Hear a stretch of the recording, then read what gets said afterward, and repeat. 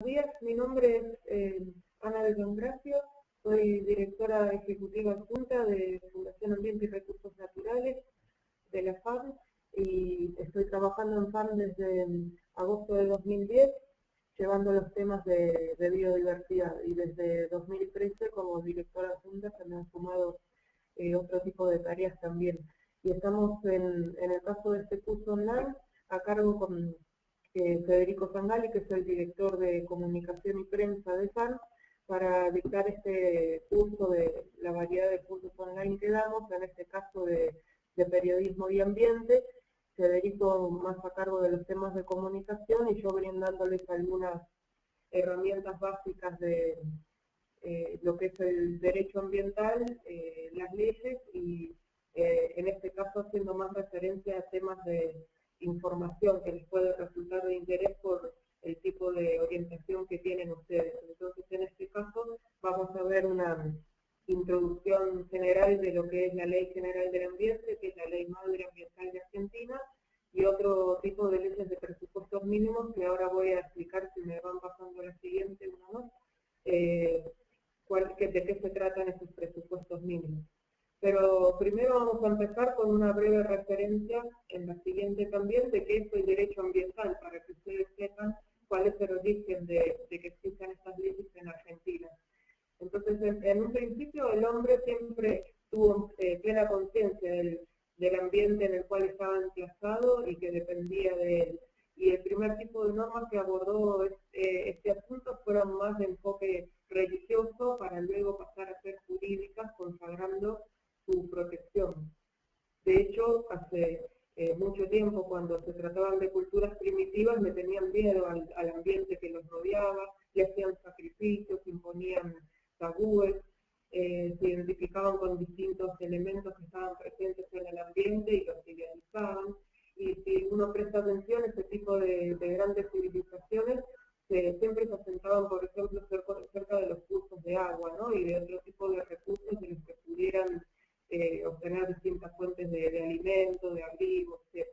Y de hecho, cuando entre ellas querían atacarse, apuntaban a destruir ese tipo de recursos, de la cual dependían otro tipo de civilizaciones para degradarles el ambiente. Pasamos a la siguiente.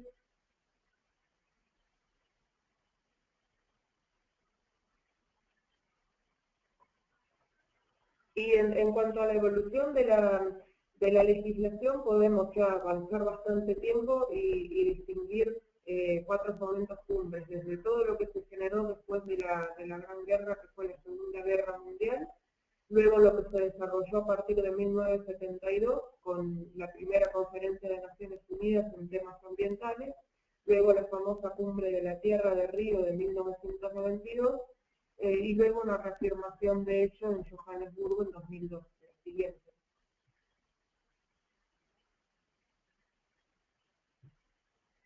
Bueno, lo que hace a lo que surgió inmediatamente después de la Segunda Guerra Mundial, se pueden ver como dos grandes hitos, que surge lo que se conoce como la primera gran convención de temas ambientales, que es la referida a los humedales, que tienen importancia a nivel internacional, primero enfocado mucho en lo que hace que los humedales albergan una gran cantidad de poblaciones de aves acuáticas. Luego la convención se fue haciendo más amplia y no haciendo solo foco en las aves, sino en un montón de otras especies vegetales y animales que albergan los humedales.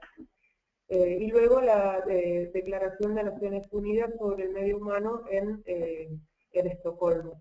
Entonces, si podemos pasar a la siguiente. ¿No? Primero se hacía foco así en ir protegiendo especies y ecosistemas particulares, y luego algo más general.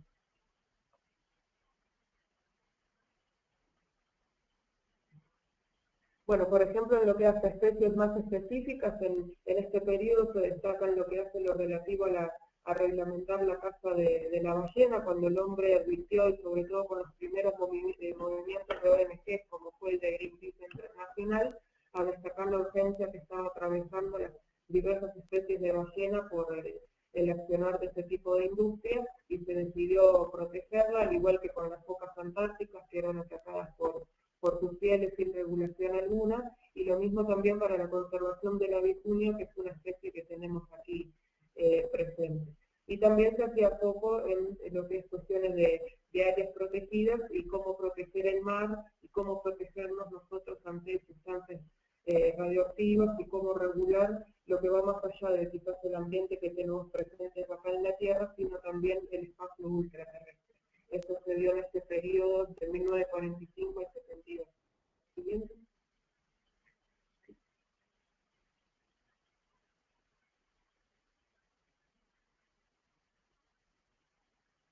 Ahora retrocedemos al 1.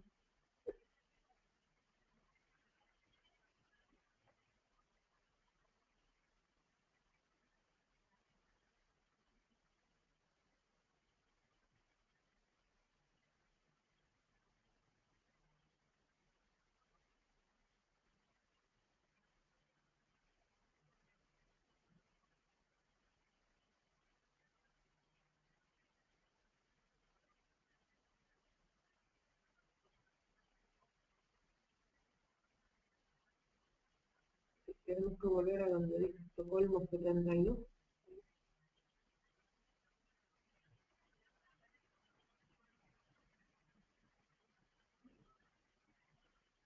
Acá.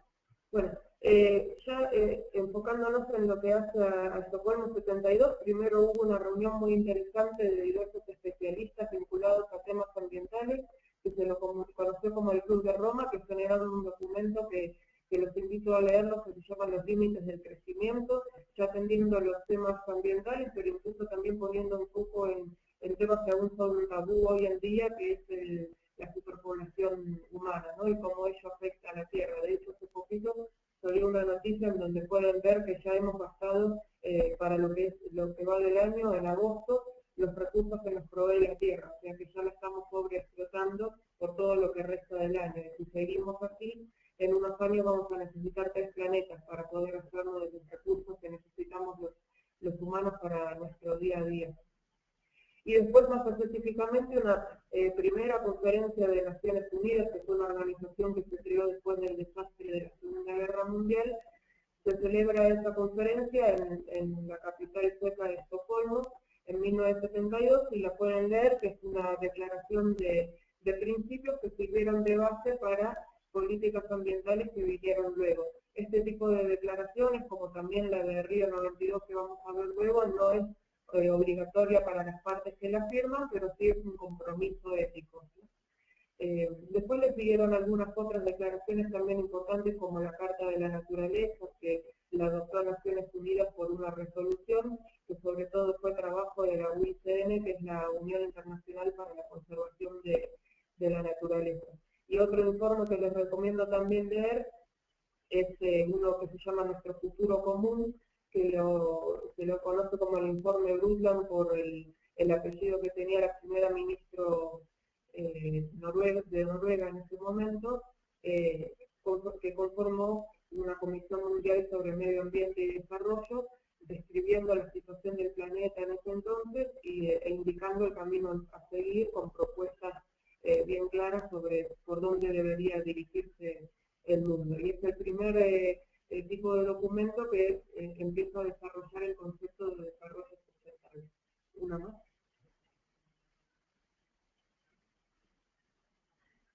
Bueno, después lo más famoso, lo que más repercusión tuvo en los medios, fue la Cumbre de la Tierra, como se la conoce, de Río 92, conferencia de Naciones Unidas sobre Medio Ambiente y Desarrollo, que ya empieza a describir toda una serie de principios que ahora después vamos a ver cómo se reflejó en la legislación argentina, así que lo dejo ahí pendiente. Y además empezaron a desarrollar otros convenios temáticos, por ejemplo el convenio sobre cambio climático, que por ejemplo una nueva cumbre se va a desarrollar en París ahora en diciembre, surgió de esta conferencia. La Convención sobre Diversidad Biológica también. Y se avanzó mucho en el texto de lo que sería unos pocos meses después la Convención de certificación. O sea que los 3 grandes pilares, como se les conocen, de convenciones que sí son obligatorias, en este caso de las declaraciones de Río y Johannesburgo no, pero las convenciones sí son obligatorias para las partes y por lo tanto tienen que cumplir con los compromisos que se establecen en cuanto a biodiversidad, cambio climático climático, de certificación, etc. Y después otro producto interesante de Río 92 es la Agenda 21, que establece a partir de lo consagrado en Río 92 todo un plan de acción, ¿no? Con objetivos y actividades, acciones bien puntuales para poder alcanzar esos objetivos que se plantea, que lo que han hecho, no a nivel de países, pero sí muchas ciudades han intentado llevar ese plan de acción que plantea la Agenda 21 a sus territorios, ¿no? A sus municipios. Y en 2002, después lo que hizo, no quizás tan famosa y célebre como la de Río Janeiro 92, es reconfirmar lo que se había dicho hace 10 años atrás en Río, pero en Johannesburgo además se lo empieza a vincular con otros asuntos relacionados a ambiente y desarrollo sustentable, como es la pobreza, como uno de los grandes problemas a resolver por la humanidad. La siguiente. Ya entrando a la siguiente también, a lo que es legislación argentina, en la reforma de 1994, la última que se dio de la Constitución Nacional, a partir de todo este movimiento en asuntos ambientales a nivel internacional, se consagra en el 94 lo que se conoce como la famosa cláusula ambiental de nuestra Constitución, que es el artículo 41, donde se declara que todos nosotros tenemos el derecho a gozar de un ambiente sano, equilibrado y apto para el desarrollo humano, y que las actividades productivas satisfagan las necesidades de que estamos presentes ahora en nuestro país, pero sin comprometer las necesidades que tengan generaciones futuras. Eso es básicamente el concepto de desarrollo sustentable, algo que permita atender las necesidades presentes, pero sin poner en riesgo las futuras. Y además todos los ciudadanos tenemos el deber de preservar el ambiente. Y en caso de que suceda un daño ambiental, se va a tener que recomponer.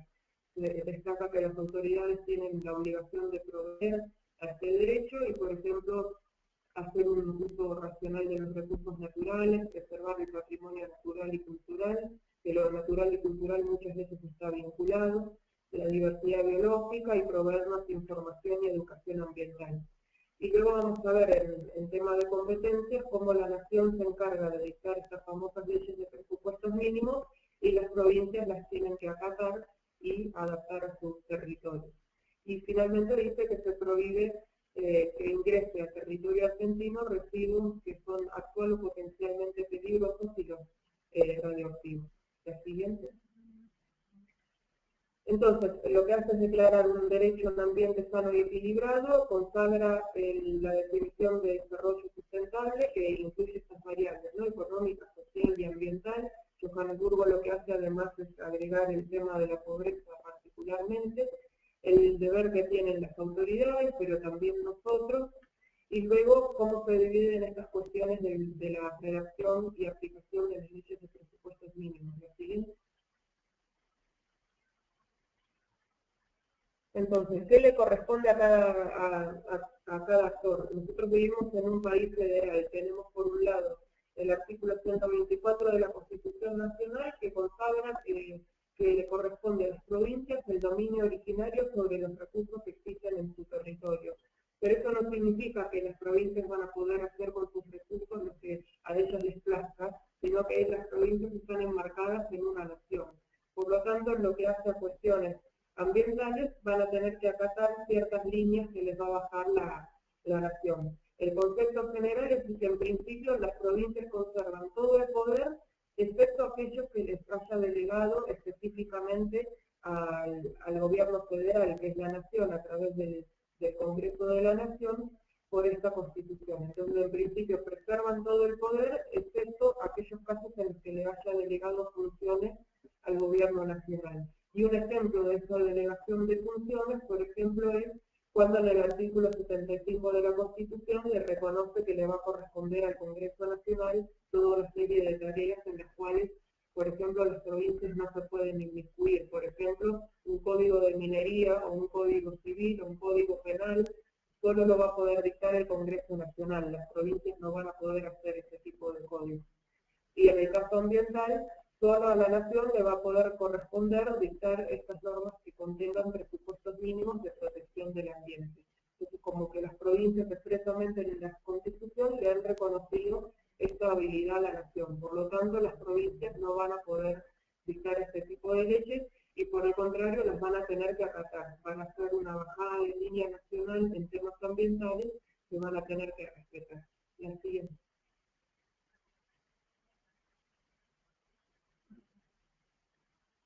Bueno, como acá también se reitera en el sentido que todo lo van a preservar, hay competencias específicas que les toca a la nación, como por ejemplo cuestiones de presupuestos mínimos ambientales, los códigos que acabo de decir, la seguridad interior, las relaciones internacionales, y el dominio de los recursos naturales, por otro lado, le corresponde a las provincias.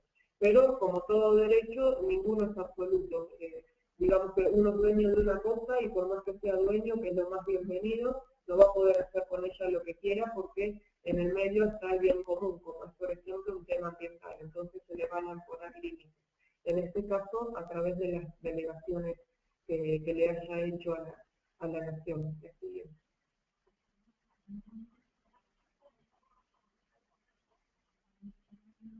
Bueno, antes de entrar en detalle sobre qué es una ley de presupuestos mínimos, para que vean esta diferencia de lo que van a tener que hacer las provincias y qué le ordena a la nación, sepan también que además del artículo 41 que nos consagra el derecho, el artículo 43 nos consagra la herramienta para defenderlo. Si en una situación X se ha visto afectado el ambiente, ya sea directamente en el ambiente o en la salud de las personas, la Constitución nos reconoce un medio que es expedito y rápido, que es la vía del amparo, ¿no? Que tiene tiempos judiciales mucho más cortos que acciones judiciales ordinarias, donde se nos dé respuesta y se atienda a la problemática. En este caso puede ser el daño ambiental, el daño a la salud, ¿no? Debe ser siempre, tenemos que justificar bien que sea un amparo y no sea otro tipo de acción la que sea necesaria. Entonces, ahí dice bien en claro que va a tener que ser una afectación por un incumplimiento por acción o omisión de las autoridades o de particulares que en forma actual o inminente lesione, restrinja, altere o amenace con arbitrariedad ilegal y manifiesta derechos y garantías reconocidos en la Constitución. Uno de ellos es el derecho a un ambiente sano. Y lo van a poder hacer tanto el particular afectado como ONGs que se dediquen a temas ambientales, el defensor del pueblo y otras asociaciones reconocidas con experiencia en el tema. La siguiente. Bueno, siguiente, pasando ya a la Ley General del Ambiente, fíjense que también la siguiente, porque usted ya hablé.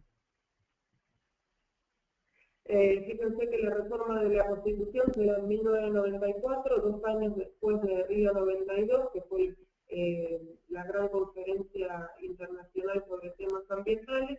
Dentro de todo, 2 años después ya se veían muchos de esos principios de Río 92 reflejados en nuestra Constitución, pero hasta que realmente se empezó a activar la cuestión con legislación específica, fue casi 10 años después, ¿no? En el 2002, fines de 2002, cuando se sanciona en el Congreso Nacional la Ley General del Ambiente. Lo que viene a establecer cuáles son los objetivos de la política ambiental de Argentina, consagra muchos de los principios del Río 92 y establece cuáles van a ser los instrumentos de los que vamos a disponer en nuestro país para poder alcanzar esos objetivos de política ambiental. Y por un lado establece todas esas cuestiones y en un segundo lugar, en una segunda sección de la ley, trata lo que se llama como normativa de fondo, ¿no? Lo que se conoce como daño ambiental y seguro ambiental, respecto al daño ambiental, a que las provincias van a tener que atender estas disposiciones, etcétera, también incluye esta ley. Entonces, tanto temas bien generales, digamos, de principios y políticas, y después cuestiones bien claras sobre daño, digamos que son más de derecho común, de derecho de fondo, ¿sí? Como son, por ejemplo, el Código Civil, el Penal, el de Minería, que son cuestiones de normativa bien sustantiva. La siguiente. El siguiente, bien jurídicamente protegido, como sabemos, es el ambiente, y el objetivo que establece los presupuestos mínimos para lograr una gestión sustentable y adecuada del ambiente, para preservar y proteger la biodiversidad e implementar el desarrollo sustentable que se consagra en el artículo 41 de la Constitución. La siguiente. Presupuesto mínimo, siguiente. No he entendido como una cuestión económica, que a muchos se les confunde, un clic más para poder ver la definición. El presupuesto mínimo, hubo bastante discusión en el ámbito judicial sobre de qué se trataba, ¿no? Porque no estaba estrictamente definido en el, un clic más, que se puede ver en otro cuadrito, no estaba estrictamente definido en la Constitución, simplemente mencionaba que a la Nación le va a corresponder dictar este tipo de leyes de presupuestos mínimos ambientales. Entonces hubo que esperar hasta noviembre de 2002 para encontrarse con una definición de presupuesto mínimo que lejos está de cuestiones ambientales, sino lo que se refiere es a un piso mínimo de protección en materia ambiental, una tutela ambiental uniforme que es común para todo el país. Le gusten o no a las provincias, los van a tener que acatar. Digamos, ellos tienen dominio de sus recursos naturales, pero la nación puede dictar este tipo de leyes que consagran un piso mínimo de protección ambiental que todas las provincias van a poder acatar. Si quieren, incluso pueden ser más exigentes que ese piso mínimo de protección ambiental, pero nunca por debajo de ese tipo de tutela básica que establecen las leyes de presupuestos mínimos. Y todas las provincias tienen que observar esas exigencias, que se incluye también a la ciudad de Buenos Aires. Así. En cuanto a los objetivos siguientes que se plantean, algunos de ellos, nosotros esta presentación se los vamos a compartir para que lo vean, pero lo pueden encontrar en el texto de la Ley General del Ambiente. 5 clics más y se van a ir abriendo distintos cuadritos. Algunos de ellos apuntan a preservar la calidad de los recursos ambientales y es bien amplio en cuanto a recursos ambientales. Incluyen tanto los naturales como los culturales, el contribuir a que mejore la calidad de vida de la gente, el que sea la toma de decisiones en temas ambientales sea de forma participada, que se use racionalmente los recursos naturales, que se mantenga el equilibrio innato de los sistemas ecológicos. Uno más, que es que se conserve la diversidad biológica. La siguiente.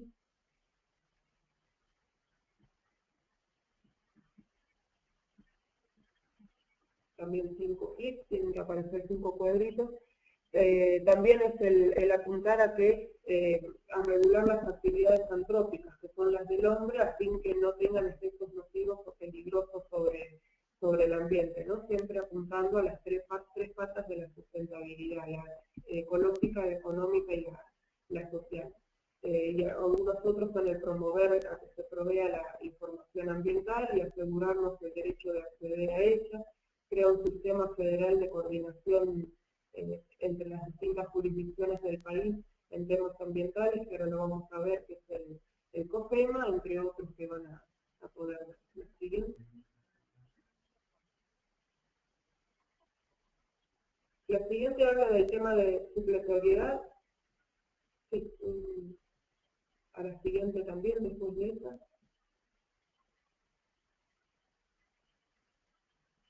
Tienen que aparecer 4 cuadritos. A lo que se refiere con la supletoriedad, ahí está bien. Es que esta ley va a regir en todo el país, que sus disposiciones son de orden público, es decir, que tienen que ser acatadas por todas, operativas, es decir, que no necesita esta ley ser reglamentada para que podamos exigir que se cumpla con lo que en ella se dice. De hecho, hasta hoy la Ley General del Ambiente no está reglamentada, y después puse al final el caso Riachuelo para que vean cómo se aplicó en algo bien práctico muchas de las cuestiones que establece esta ley. Y lo que hacen es que brinda principios para que podamos interpretar no solo esta misma ley, sino después las cosas de presupuestos mínimos que vinieron. Y respecto a las anteriores, que ya estaban vigentes antes de que entrara en vigor la Ley General del Ambiente, como es el caso, por ejemplo, de la Ley Federal de Pesca, que regula un recurso natural como son los peces, las poblaciones de peces, esas van a seguir estando vigentes en tanto no tengan disposiciones que colisionen de lleno con lo que viene a establecer la Ley General del Ambiente. Lo óptimo sería que haya una reforma de este tipo de leyes, como la de pesca o el Código de Minería, que es de finales del 1800, para que se los adapte a las nuevas condiciones y principios que vino a establecer la Ley General del Ambiente, pero hasta ahora esto no se ha dado, ¿no? Porque hay bastante resistencia del sector pesquero y minero para adaptarse a las nuevas condiciones que vino a establecer la legislación ambiental. Sin embargo, eso se ha podido lograr a través de casos judiciales X que vinieron a destacar que para este caso de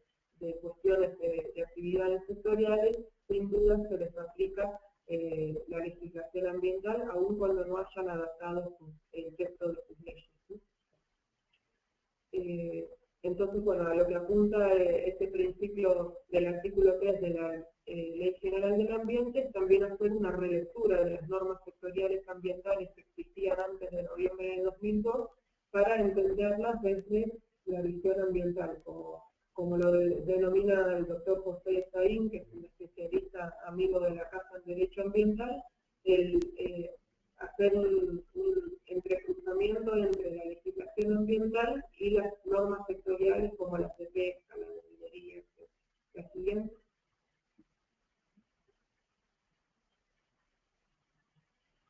Hasta bien, esto ya lo dije. La siguiente. Algunos de los principios que vienen desde la conferencia de Río 92, puedes ir pasando porque ahora va a venir una filmina con la descripción de cada uno. Son todos estos que se consagran, son los principios a través de los cuales se va a ejecutar la política ambiental en Argentina. La siguiente. Y uno más. Ahora voy a ir explicando cada uno de ellos. Los dos grandes principios, acá van a aparecer 4 cuadritos, son los de principio de prevención y principio de precaución. Básicamente la diferencia entre ellos es que el principio de prevención atiende a tipo de actividades, de causas y de fuentes que estamos seguros van a generar un impacto sobre el ambiente. Por lo tanto hay que tomar las medidas del caso para tratar de que el daño sea cero o al menos mitigar en todo lo posible ese daño. En cambio, en el caso del principio de precaución, no se está realmente seguro si esa actividad, esa causa o esa fuente va a generar un daño sobre el ambiente, pero este tipo de falta de certeza no debe ser justificación para dejar de tomar medidas para proteger el ambiente. Entonces, en caso de duda, se toman igualmente las medidas para evitar el daño o llevarlo dentro de lo posible a cero o reducirlo en todo lo que sea posible, ¿no? Entonces, esa falta de información o de certeza científica no tiene que tomarse como razón para postergar la toma de medidas para evitar el daño, ¿no? Esa es la diferencia entre uno y el otro. En uno hay certeza, en el otro no, pero eso no va a ser excusa para dejar de tomar medidas. El siguiente. Bueno, que es lo que acabo de decir también, se puede pasar, porque es la certidumbre y la incertidumbre. Luego vienen 3 principios más, que es el de equidad intergeneracional, en el sentido de que atendamos las necesidades presentes, pero también las futuras. El de progresividad refiere a que los objetivos ambientales no se van a lograr de la noche a la mañana, esto lleva tiempo, pero que siempre hay que ser más creativo, ¿no? Ir protegiendo cada vez más. Relacionado con el principio de no regresión, si hemos alcanzado un nivel de protección, después no podemos retroceder, siempre hay que apuntar a proteger más. El principio de responsabilidad se conoce fácilmente como el que daña, paga. Entonces, el que generó el daño va a tener que pagar y recomponer. Siguiente. Acá vamos a ver 2 principios más. El de subsidiariedad significa que no solo los particulares tenemos la obligación de preservar el ambiente, sino que también el Estado tiene que conjugar a esto, va a tener que colaborar en todo lo que sea necesario con los particulares para preservar el ambiente. Y el de sustentabilidad está vinculado con el concepto de desarrollo sustentable, ¿no? De las 3 patas de la sustentabilidad, la ambiental, la económica y la social, y también relacionado con esto de no comprometer las necesidades de quienes nos seguirán a nosotros. Entonces, de esa manera se tiene que gestionar el ambiente. Los siguientes 3 principios. Está el principio de congruencia en el sentido que así como se establece legislación nacional, la legislación provincial y la municipal va a tener que estar en sintonía con ello. No se va a poder oponer, y si se opone, se discutirá en la justicia y se lanzará caer a este tipo de normas. El principio de solidaridad es en el sentido, como decía antes, que el Estado tiene que colaborar con los particulares, pero en este caso colaborando el Estado nacional con los provinciales, todos trabajando en conjunto y lo que se espera es que sea coordinadamente. Y el principio de cooperación que apunta a que los recursos naturales que tenemos sean utilizados de forma equitativa y racional, porque acá no se trata de un derecho que le pertenece a uno solo, sino que es un derecho que nos pertenece a todos, ¿no? Es lo que se conoce como derechos colectivos. La siguiente, para ver los instrumentos de política ambiental, para poder lograr la siguiente, este tipo de, esa política que se plantea en esta ley y esta gestión ambiental, los instrumentos que nos dan son el ordenamiento ambiental del territorio, que hasta ahora no tenemos una legislación específica, tampoco para la evaluación de impacto ambiental, apuntar a que haya un sistema de control sobre el desarrollo de actividades que efectúa el hombre, que hasta ahora se ha atendido de manera más sectorial, la educación ambiental, que hasta ahora no hay ley tampoco, desarrollar un sistema de diagnóstico de información ambiental que se ha cumplido en parte, y un régimen económico para promocionar el desarrollo sustentable, que ha habido pequeñas cosas aisladas, nada de manera integral. El siguiente, que quizás les interesa a ustedes por el tipo de preparación que tienen, es el de información ambiental. En este caso, la Ley General del Ambiente establece que personas físicas y jurídicas, públicas y privadas, tienen que brindar la información que esté relacionada a calidad ambiental y a las actividades que desarrollan. Y todo habitante tiene derecho a exigir que ese tipo de información se le provea. Entonces, no solo la que viene del Estado, sino, por ejemplo, también de empresas que prestan un servicio público. Ellos también tienen que cumplir. Y hay algunas excepciones por las cuales nos pueden denegar la información, pero va a tener que ser fundadamente. Esto lo vamos a ver en la siguiente, que se van a abrir 4 párrafos. Entonces acá lo que indica la Ley General del Ambiente, que la autoridad de aplicación, que es la Secretaría de Ambiente y Desarrollo Sustentable de la Nación, tiene que desarrollar un sistema nacional integrado de información. Esto les tiene que permitir poder contar con datos que nos permitan contar con parámetros ambientales básicos. Ellos tienen por ende también el deber de informarnos sobre cuál es el estado del ambiente. Hasta ahora creo que entre el material que les compartimos recientemente lo tienen. Hay un único informe del estado del ambiente en Argentina elaborado, pese que lo tendrían que haber hecho desde fines de 2002. Se hizo hace un par de años, un informe que en verdad brilla por la información que no tiene, que por la que tiene, lo van a poder ver. Siguiente. Y el tema ahora de información ambiental se los voy a desarrollar un poquito mejor más adelante al ver que hay una ley de presupuestos mínimos para eso, ¿no? Pero primero también destacar que para el caso de personas físicas o jurídicas, públicas o privadas que realicen una actividad que puede impactar sobre el ambiente, tienen la obligación de contratar un seguro ambiental. La siguiente. Que se van a abrir 6 párrafos. Esto lo que hace es que hay varios problemas en cuanto al seguro ambiental, por ejemplo, que prevé cobertura de los daños que se produzcan de manera imprevista o que sean incidentes, pero no los que pueden ir surgiendo de manera gradual. Generalmente lo del daño ambiental lo que pasa es que no se ve en el momento, sino con el paso del tiempo. Este es un desafío para un seguro ambiental. Tampoco hay una transferencia del riesgo a la compañía aseguradora. Este seguro lo que hace es que funciona como una garantía para el asegurado o el beneficiario, que en este caso es el Estado, que se va a asegurar de que las tareas de remediación ante un daño ambiental se lleven a cabo conforme la suma por la cual se haya asegurado, ¿no? Entonces, otra de las falencias es que en general la caución se da por un bajo monto, entonces seguramente de producirse un daño ambiental, el dinero que haya disponible para remediar no sea suficiente, entonces no puede obrar estrictamente como un incentivo para prevenir el daño al ambiente. La siguiente, yendo a lo particular de daño ambiental, que se van a abrir 4 parrafitos.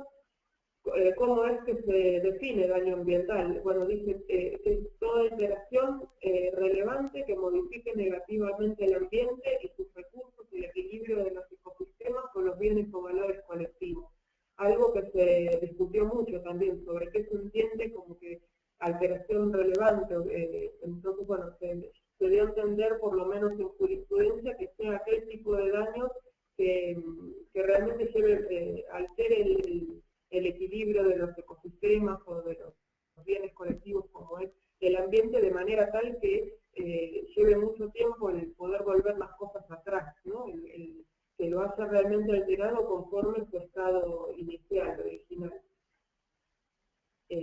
Entonces, bueno, a lo que apunta es que, como decía antes, quien ha causado el daño sea el responsable de remediar, salvo que pueda demostrar que ha sido culpa de la víctima o de un tercero respecto del cual él no tiene responsabilidad alguna. Entonces la obligación va a ser, dentro de lo posible, restablecer el estado anterior original el ambiente, y si ello no fuera posible, el depositar una suma de dinero, una indemnización sustitutiva que indique el juez en este caso. Ese dinero va a ir a un fondo de compensación ambiental que crea la Ley General del Ambiente, que se va a destinar a cuestiones medioambientales, óptimamente sería cuestiones de educación, ¿no? Y para poder pedir esta recomposición, como dije, va a poder ser el propio afectado, el defensor del pueblo, ONG, o los estados en distintos grados. Bien. Bueno, aun cuando ahí se abren 4 párrafos, quien haya iniciado una demanda ambiental, esto no quiere decir que otros interesados no puedan intervenir en la causa como terceros. Además pueden también aportar mucha información sobre el caso. En el caso que hayan sido varios los responsables del daño ambiental, todos ellos van a ser responsables solidariamente. Y si quien lo hizo es una persona jurídica, van a responder las personas que la representan. Siguiente. Y lo interesante de los casos ambientales es que en el caso de la prueba, muchas veces el tipo de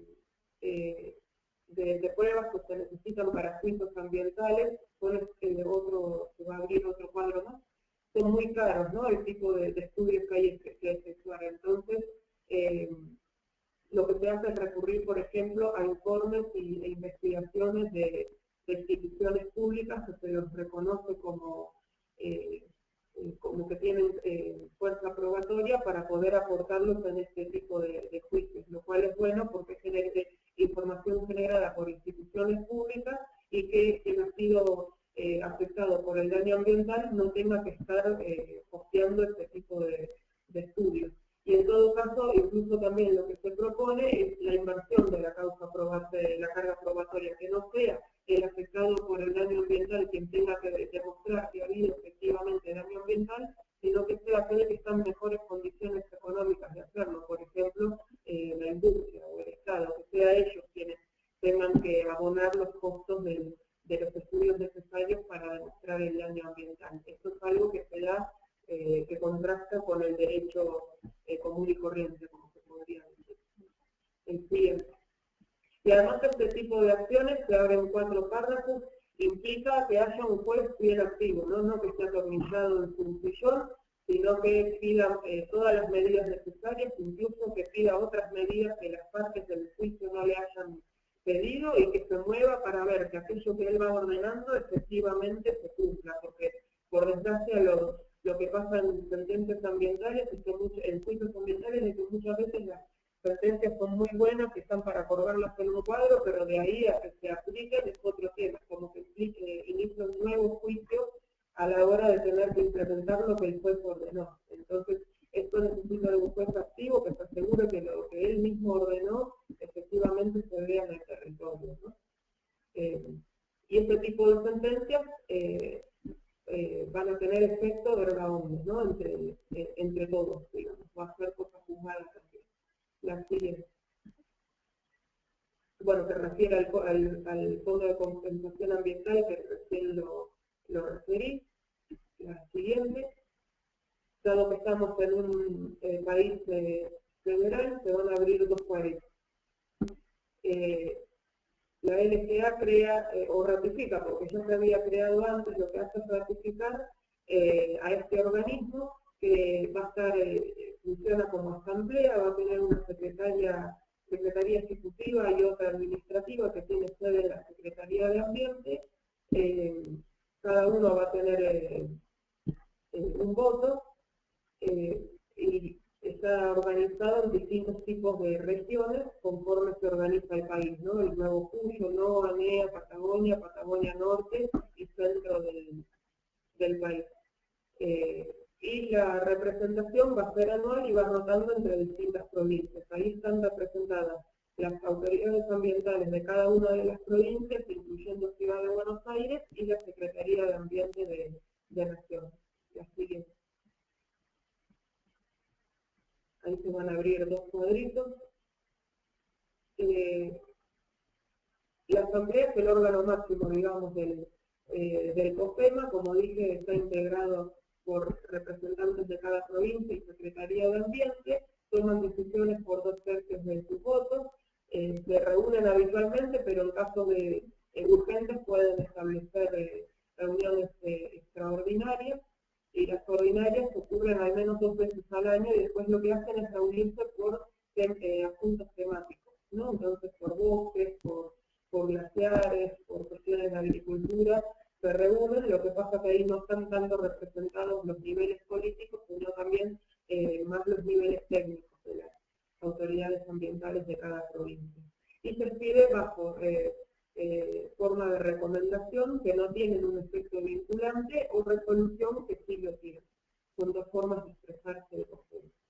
Y tiene varios objetivos que se van a abrir 11, que ustedes lo pueden ver luego en detalle, pero básicamente es un consejo en el que debieran consensuarse políticas federales del país, ¿no? Ahí están todas las autoridades ambientales del país representadas, está la máxima que es la Secretaría de Ambiente, entonces debieran acordar cómo van a cooperar para poder alcanzar los grandes objetivos que plantea la Ley General del Ambiente, ¿no? Entonces además debieran promover el acceso a la información pública, a la participación ambiental, a la participación ciudadana, generar un banco de datos y proyectos ambientales, generar proyectos de educación ambiental. El siguiente. Hasta ahora lo que ha habido es que más allá de estos objetivos, en las siguientes líneas se puede ver, generalmente hay una gran diversidad de posturas, ¿no? E incluso con las leyes de presupuestos mínimos, las provincias, aún muchas de ellas, las ven como, no les dan la bienvenida a las leyes de presupuestos mínimos porque van a ser una bajada de línea ambiental que van a tener que tratar todos, como es un tema más en el que la nación se les mete y les molesta. Entonces, aún hoy, después de tantos años de dictada la LGA y el artículo 41, siguen resistiendo a este tipo de leyes.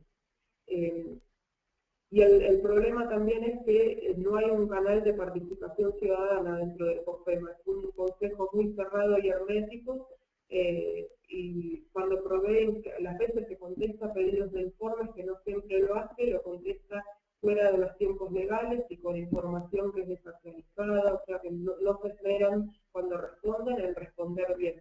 De hecho, ahora FAM tiene una causa judicial por no haber provisto información sobre una práctica que se realiza a lo largo de varias provincias de Argentina, como es el Río Ácar y sus impactos ambientales, ¿no? Bueno, entonces para ver ya otras leyes de presupuestos mínimos, la siguiente, nos referimos ya a la Ley General del Ambiente, que es la madre, de la cual después se replican muchos otros temas, ¿no? Entonces, este es el listado de las que hay, pero vamos a pasar a la siguiente, que trata los temas de residuos, que no los vamos a ver en profundidad. Los invito, ahí tienen las cuestiones básicas y a leer su contenido en el texto de la ley, pero hay leyes que atienden a la gestión integral de residuos de distinto tipo. En esto, por ejemplo, los industriales y los de actividades de servicio. En la siguiente, la de residuos domiciliarios. Y en la otra, la que le sigue, la de gestión y eliminación de PCB. La siguiente. Luego hay una específica que no tiene mucha aplicación, pero no por eso es menos importante, que es la Ley de Gestión Ambiental de Aguas, que quizás lo que más destaca de aquí es que llama a la conformación de comités de cuencas hídricas, ¿no? Sobre todo aquellas que son interjurisdiccionales, que en todas las provincias que comparten una cuenca determinada conformen un comité para poder trabajar en conjunto y coordinar acciones. La siguiente. En temas de información pública ambiental que quería referir, todavía en Argentina no hay una ley de acceso a la información pública en general, pero sí hay, porque se dio en su momento el consenso milagrosamente para que existiera en el Congreso Nacional, una ley de presupuestos mínimos sobre acceso a la información pública estrictamente ambiental. La siguiente. Y lo que hace reflejar lo que ordenó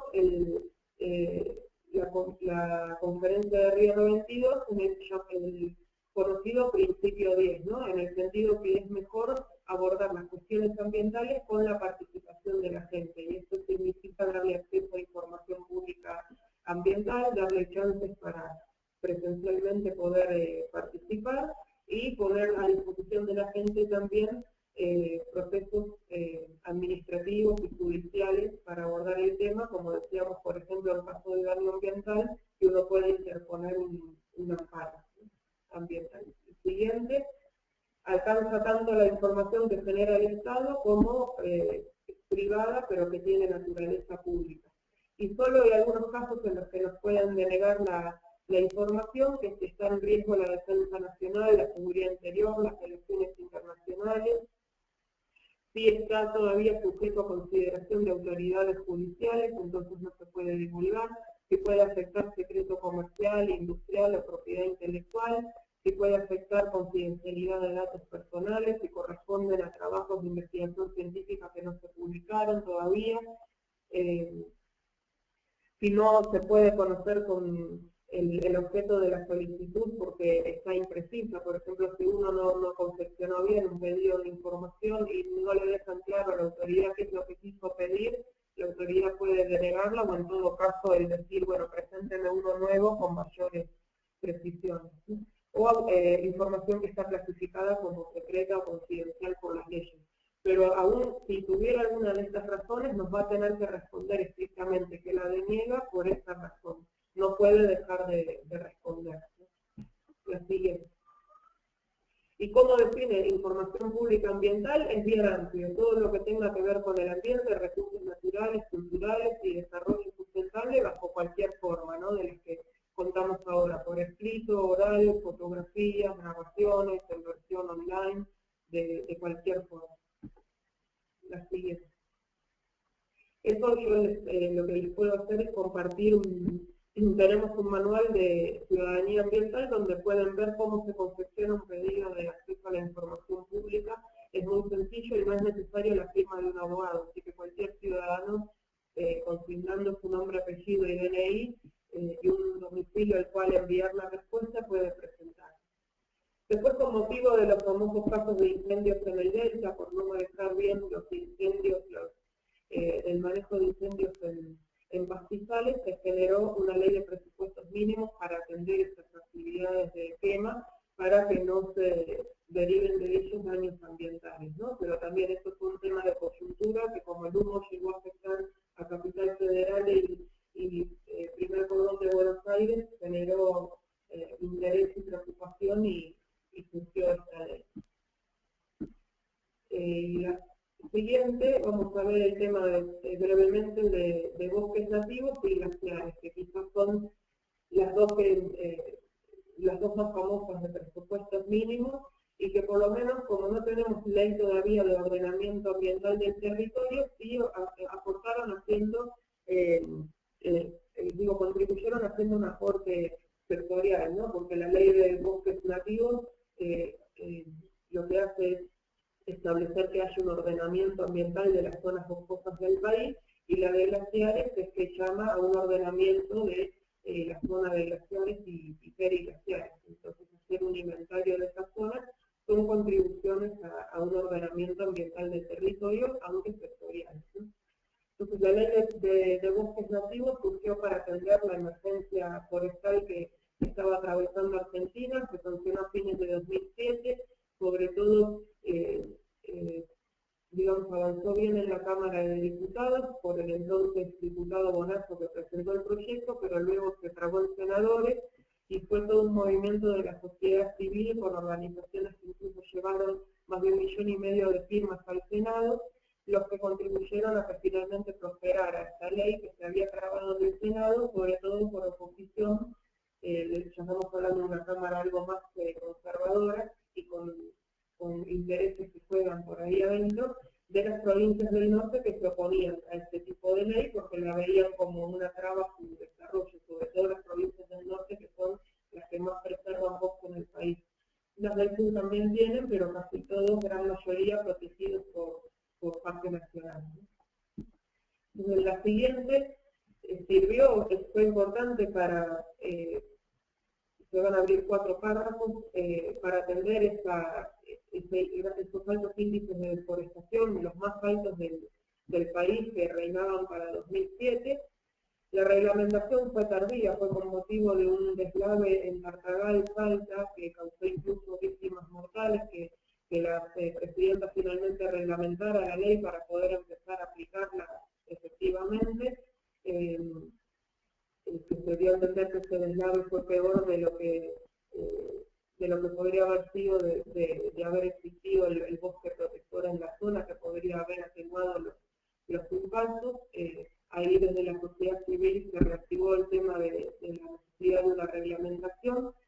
Poco después de sancionada la ley, se había trabajado conjuntamente de manera participada en un borrador de reglamentación, pero por desgracia después hubo cambio en la Secretaría de Ambiente de autoridades y quedó guardado, y solo después con la crisis de Tartagal se sacó de algún lugar rápidamente un borrador para que la presidenta lo firmara la reglamentación, ¿no? Entonces se perdió ahí una buena oportunidad de hacerlo participadamente, pero bueno, la Secretaría de Ambiente suele ser de los organismos que más habitualmente cambian su cabeza, ¿no? Políticas.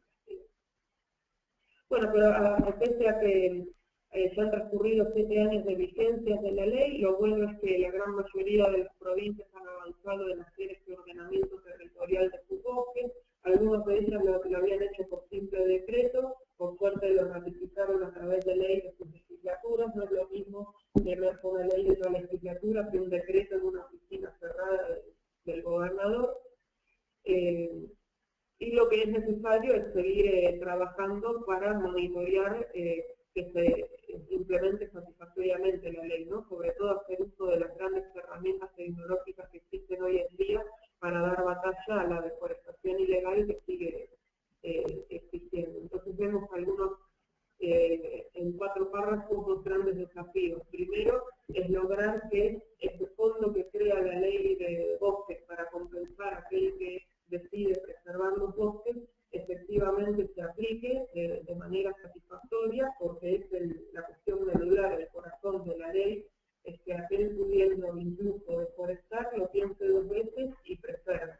Pero para eso se le va a tener que dar una suma de dinero correspondiente, ¿no? Que lo convenza de eso.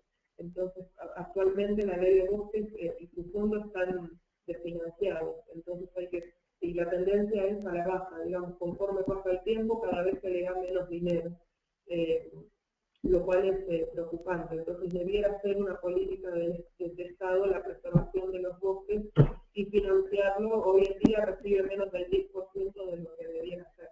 Entonces debiera apuntarse a una mejora de esto, y que las provincias cada 5 años tienen que actualizar el ordenamiento de sus bosques, entonces que eso también se dé de la manera que corresponde, que es participativamente, como debían ser los ordenamientos originales, ¿no? Que en algunos casos no se dio así, se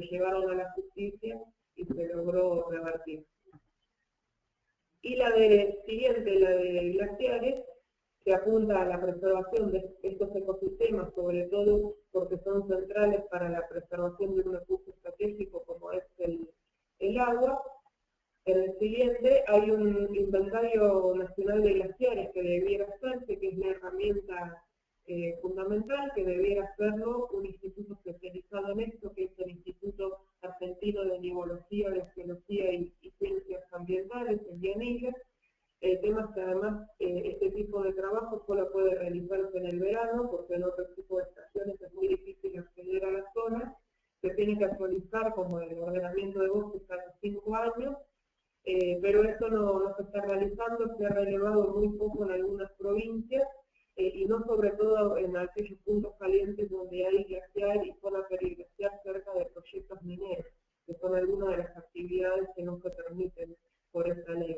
Entonces, conforme pasa el tiempo y los veranos, siempre hay que esperar todo un año más para poder realizarlo, y lo que hemos podido ver analizando el presupuesto de cada año es que tampoco se le asigna presupuesto para llevar adelante este inventario, y cuando hacemos pedido de acceso a la información se pasan la pelota entre el IANIGLA y la Secretaría de Ambiente, que es la autoridad de aplicación, ¿no? Lo que tiene que coordinar todo el trabajo específico de inventario lo hace el IANIGLA, pero todo lo otro que supone la ley lo coordina la Secretaría de Ambiente.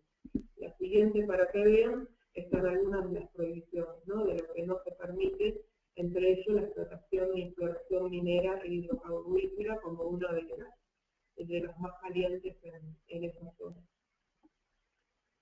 La siguiente, como decía, es ya yendo más a las cuestiones de las leyes de presupuestos mínimos, es que tenemos que seguir trabajando para vencer esa resistencia que hay en las autoridades provinciales, en el sentido de que haya leyes nacionales que le vengan a cercenar el derecho que ellas tienen de disponer de sus recursos naturales, hacerles entender que sí tienen el dominio originario, pero que no pueden hacer con ellos lo que a ellos les plazca, porque están enmarcadas en un país federal que, con habitantes de otras provincias, y por lo tanto la gestión que hagan de estos recursos tiene que ser sustentable, atendiendo al bien común. Entonces, el seguir trabajando para vencer esa resistencia a que haya nuevas leyes de este tipo, o que pongan obstáculos a la implementación de leyes que ya existen.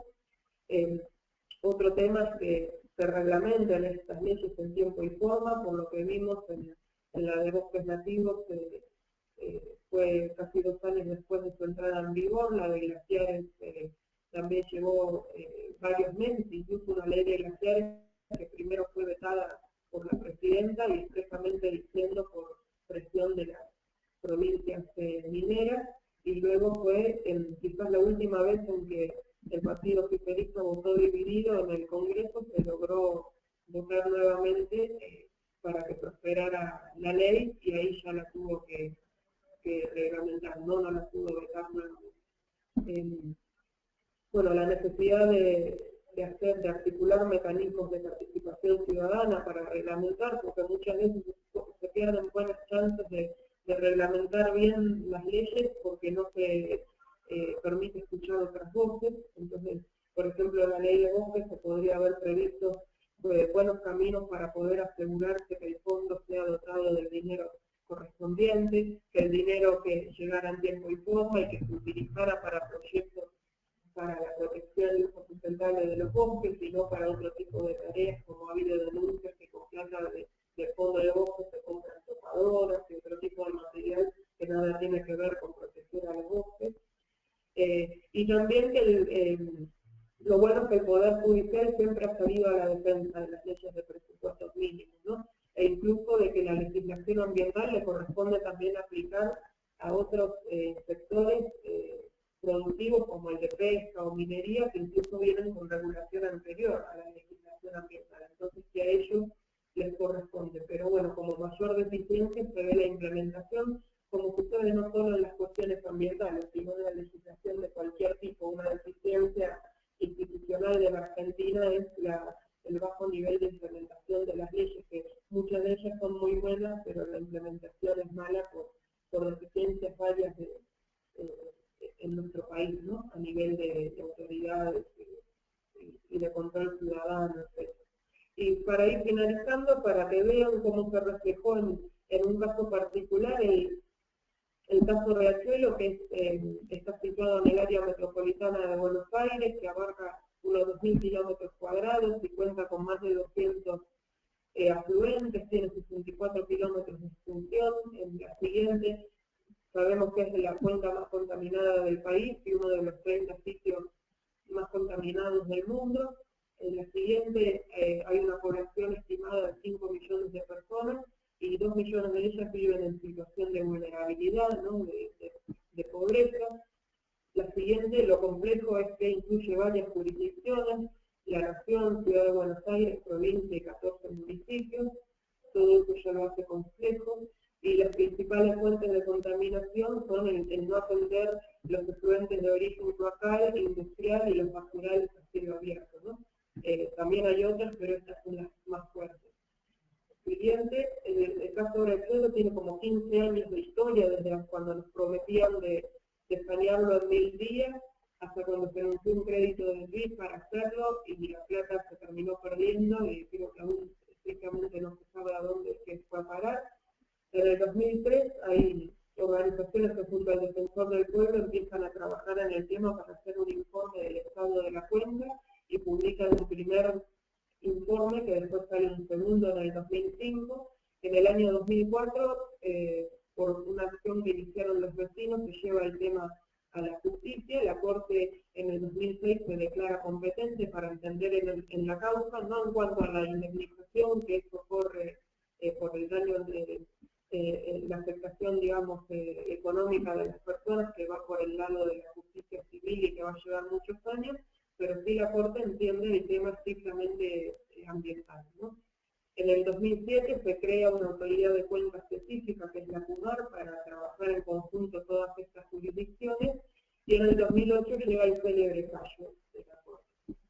Entonces, la siguiente, para llegar a este fallo, primero desde que empezó a declararse competente en la causa, que fue en 2006, llevar adelante audiencias públicas para escuchar a todos los intervinientes. Dice que solo va a atender el caso de daño ambiental colectivo en el ambiente, que lo otro, el otro tipo de pretensión económica corre por otro lado, y va pidiendo informes además a las autoridades y a los gobiernos que están demandados, que son los municipios, la provincia de Buenos Aires, la ciudad de Buenos Aires y Nación, para que den cuenta de qué es lo que están haciendo en la cuenca y qué plan pretenden presentar para sanearla, ¿no? También entre las empresas que están demandadas, que son más de 40, les permite les solicita que presenten estudios de impacto ambiental sobre las actividades que se realizan, y como dije, desarrollaron todo un sistema de audiencias públicas, entre ellos estuvo Farm Exponiente y el Defensor del Pueblo. El siguiente, en base a todo este producido de información, los objetivos que plantea la Corte es mejorar la calidad de vida de la gente, recomponer el ambiente, tal como ordena la LGA, y prevenir que haya daños en el futuro o que se reduzcan a su mínima expresión, ¿no? La responsable va a ser ACUMAR, que concentra a todas las autoridades y que tiene facultades amplias para poder desarrollar actividades en la cuenca, y bueno, ahí pueden ver cómo es la estructura de cómo funciona, ¿no? Se supone que tiene una comisión de participación social con representantes de la sociedad civil, pero eso realmente no está activo. Últimamente ha mejorado bastante en responder pedidos de acceso a la información, a ACUMAR, pero sobre todo ante la presión que ha metido FARN en el último par de años a través de un proyecto de monitoreo social de la cuenca, donde le presentó más de 150 pedidos de informes, y al no responder uno tiene la vía judicial, ¿no? Para dar cuenta de que no lo hizo. Y eso forzó, por ejemplo, que en la ACUMAR había existe una oficina específica para recibir los pedidos de informe y derivarlos a las dependencias correspondientes para que armen la respuesta. Entonces es un buen indicador de que un proyecto tuvo éxito al generar tal clase de labor por parte de la ACUMAR, lo cual no quiere decir que no haya que seguir insistiendo y trabajando, ¿no? Para que no solo respondan a fans, sino también a cualquiera con interés en tener información en la cuenta. Entonces, bueno, el siguiente que ya termina, para que vean como básicamente en un caso bien puntual del Riachuelo, que se puede hablar de un webinar completo y varios webinars, cómo se ha reflejado varias de las cosas que establece la Ley General del Ambiente en cuanto a atender la problemática del daño ambiental, que es un daño colectivo, que por tanto acá en este caso al incorporar a varias jurisdicciones que corresponde directamente a la Corte Suprema de Justicia de la Nación atender el tema, que está la obligación de recomponer el ambiente y que incluye no solo autoridades públicas, sino también a las empresas que están generando contaminación en el área, y como dije antes, todo lo que supone una sentencia ambiental, ¿no? Esta fue de 2008, después la Corte Suprema ha hecho algunas audiencias de actualización, ahora hace ya un tiempo que no lo hace, algo que se estuvo reclamando hace poquito, se presentó un informe por los 7 años de la sentencia, y se le reclamó una nueva especie de sentencia, ¿no? De declaración a la Corte, porque en 7 años el estado de situación cambió bastante y se amesetó bastante las tareas de saneamiento de la cuenca, entonces como para actualizar digamos, el tipo de accionar que hay que llevar adelante para la cuenca, para sacar de ese amesetamiento a las autoridades, ¿no? Pero ver cómo se aplica directamente el deber de tener que brindar información, de participar a la gente, de recomponer el daño, etc. Entonces, la siguiente, que es simplemente para decirle gracias, que ahí tienen, si bien me pueden contactar a través del foro por las dudas que les surjan, fue algo bien general, siempre hay muchas cosas bien puntuales de cada ley para atender, pero creo que lo que más interés que les puede resultar es ver el caso práctico de Riachuelo, las dos grandes leyes ambientales como bosques y glaciares, la Ley General del Ambiente y la referente a acceso a la información pública, ¿no? Pero me pueden contactar por el foro y también ahí por ese email que es el de FAM, y